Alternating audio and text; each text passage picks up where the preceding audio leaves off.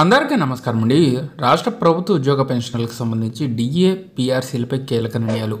ఈ కుబేర్లో ఉన్నటువంటి బిల్లులన్నీ కూడా 10 లక్షల లోపు ఉన్న బిల్లులన్నీ కూడా చెల్లింపులు. పిఆర్సీ పే స్కేల్స్కి సంబంధించి 2025లో ఇచ్చే అవకాశాలకు సంబంధించి ఇంపార్టెంట్ అప్డేట్ అయితే రావడం జరిగిందండి. సో పిఆర్సీ డిఏలపై రోజు రోజుకి ఉద్యోగుల నుంచి డిమాండ్స్ అయితే ఎక్కువ అవుతున్నాయండి. అయితే ఈ తరుణంలో కీలక నిర్ణయాలు తీర్మానాలు దిశగా సర్కార్. సో ముందుగా వీడియోని సపోర్ట్ చేసే వారందరూ కూడా వీడియోని ఒక లైక్ చేసి మీ తోటి ఉద్యోగ మిత్రులకు వీడియోని అయితే షేర్ చేయండి. ఛానల్ని ఫస్ట్ టైం కనుక విజిట్ చేసినట్లయితే తప్పనిసరిగా సబ్స్క్రైబ్ చేసుకుని పక్కన ఉండే బెల్ సింబల్ని యాక్టివేట్ చేసుకోండి. పిఆర్సీ మరియు డిఏలకు సంబంధించి వేతన సవరణ సంఘం డిఏల కోసం ప్రభుత్వ ఉద్యోగుల పోరాటం అని చెప్పేసి ఒక ఇంపార్టెంట్ అప్డేట్తో మీ ముందుకు రావడం జరిగిందండి. వేతన సవరణ సంఘం కమిటీ నివేదిక త్వరగా ప్రభుత్వానికి సమర్పించి మెయిల్ చేయాలని ప్రభుత్వ ఉద్యోగుల ఐక్య కార్యాచరణ కమిటీ చైర్మన్ లచ్చిరెడ్డి డిమాండ్ చేశారు.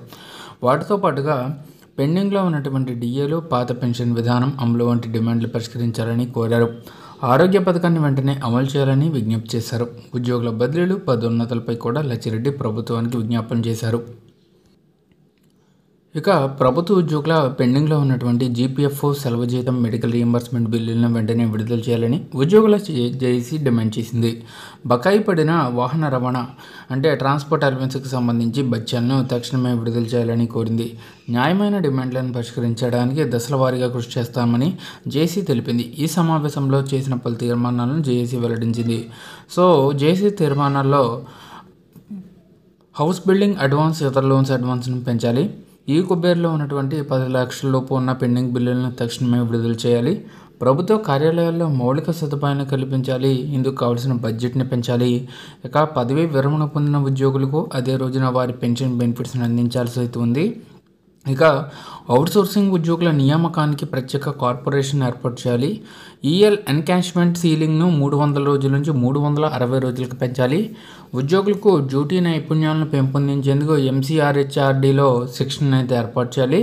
వివిధ కేడర్లోని రెవెన్యూ ఉద్యోగులకు ట్రైనింగ్ కొరకు రెవెన్యూ అకాడమీని ఏర్పాటు చేయాలి. సెక్షన్ 197 ఆఫ్ సిఆర్పిసి ప్రకారంగా హెచ్ఓడీల ముందస్తు అనుమతి లేకుండా ఉద్యోగులపై క్రిమినల్ చర్యలు అయితే చేపట్టరాదు. ఇక ఉద్యోగులు మృతి చెందిన వారి కుటుంబ సభ్యులకు వెంటనే కారుణ్య నియామకాలు చేపట్టాలి. ఉద్యోగుల మెడికల్ రీయింబర్స్మెంట్కు సీలింగ్ పరిమితిని పెంచాలి. ప్రభుత్వ ఉద్యోగులకు ఇంటి స్థలాలను మంజూరు చేయాలి.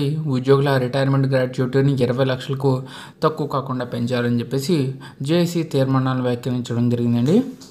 త్వరగతిన ప్రభుత్వం వీటికి సంబంధించి నిర్ణయాలు తీసుకుని ఉద్యోగ పెన్షన్లకు వారి యొక్క బకాయిలను చెల్లించాలని చెప్పేసి మన ఛానల్ తరఫున కోరుచున్నాం. So thanks for watching. Have a nice day.